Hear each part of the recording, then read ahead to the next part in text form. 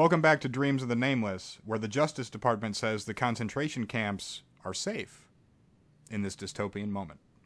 There is a precedent in place which states the U.S. must provide a safe and sanitary condition to those detained at the border. However, the Justice Department has argued in court now, in court proceedings, presumably in a case brought against the administration for the way that we're treating people at the border. They're arguing that basic necessities like soap, toothbrushes, or adequate sleeping arrangements are not required to provide safe and sanitary conditions. As you may have heard by now, the conditions side of the camps are actually pretty horrible. They're stuffing people into cells, as many as they can get, standing room only. A lot of cases where they're in their own feces and urine, and they're sleeping on the floors, and some people don't have blankets or just basic accommodations, like they said, toothbrushes and things of that nature. Yeah, or they're making them sleep just on concrete, and they give them these like foil-style blankets that are notorious for not working. Yeah, they are the emergency blanket.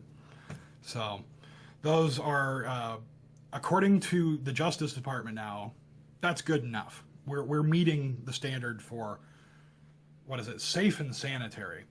This law was from 1985, and it was a class action lawsuit that basically said that we have to provide safe and sanitary conditions, but that term was never explicitly defined. And the Justice Department is relying on the vagueness of that definition to then argue that these deplorable conditions are totally safe and totally sanitary. The Circuit Court Judge Marcia Berzon, I believe is the last name, quoted in this article from Newsweek, said, "Have you considered whether you might go back and consider whether you really want to continue this appeal? There doesn't seem to be a whole lot left of it, considering that life has moved on now. I just feel like we're litigating ancient history at this point." I didn't find any sort of explanation of this quote. I take it to mean, however, that it should be so obvious to any reasonable person that these are not safe and sanitary conditions that we needn't go so far as to define you must provide every individual enough room to sleep, to sit, to stand, a toothbrush, a blanket. So, these things shouldn't need to be explicitly stated and laid out. So it's just insane to me that this is something that the administration is arguing right now. Do you feel like this is a step back in time? I mean, are we reading some article from way back when? How do you feel about this statement and this idea? Well, I mean, we've been covering the border since the very beginning. I mean, our first video was about the border issue. In many ways, that was the sort of catalyst for us to begin this project in the first place, or at least it was the first idea or the first issue that was so profound that we knew we had to do something about it, and the form that took was effectively this channel. And this was, months ago now, and the whole time we've been doing this, I don't want to call it a debate. There's been groups of people, a large amount of Americans, who are saying, this looks like Nazi Germany. And it looks exactly like what Hitler did to the Jews, minus the mechanized death. And as we covered, I believe I put that video up yesterday. So, I mean, that means nothing to you as the viewer of this video today. So either the day before this video goes live or a couple days previous, we did a video on this topic where we talked about the deplorable nature of these camps, and that we're literally even using the old, I think they called them internment camps at the time, but concentration camps, that we used on the poor Japanese citizens in World War II.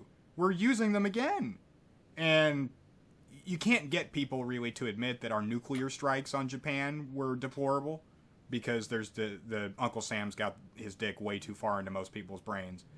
But most people, in my lifetime at least, reasonable people, have been willing to say, like, yeah, we shouldn't have done that. We shouldn't have done the internment camps in World War II. But now here we are, 2019, doing it again, and people are coming out of the woodwork to defend it. And so this statement or whatever by the, what administration did you say originally said it? In this case, it was the Justice Department. The Justice Department. Yeah, this is just a continuation of that. And it just has to be opposed, and that's why we're making video after video, screaming into the void that this is wrong, this is bad, this leads to the same types of problems that Germany experienced and that Europe experienced during World War II. This is how it happens. You dehumanize, you start putting people in cages, you malign those people in the minds and hearts of the citizenry, and then that will allow you to escalate the level of the atrocity, and the people will remain silent. This is the definition of the colloquial term silent German.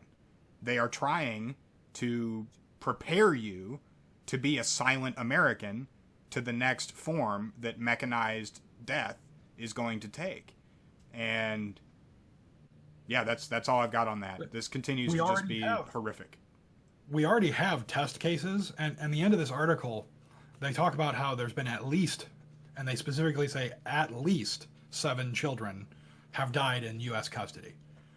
They then go further to explain that the reason they can't be more specific is there's already laws on the book that say the various agencies involved don't have to report deaths of immigrants in their custody. So the test is now, they're seeing, will people care when we just let these people die on the border? And when there isn't an outrage, when we're not actively trying to stop it and demand that these people be treated like humans and given basic needs, it can only escalate. It can only go further.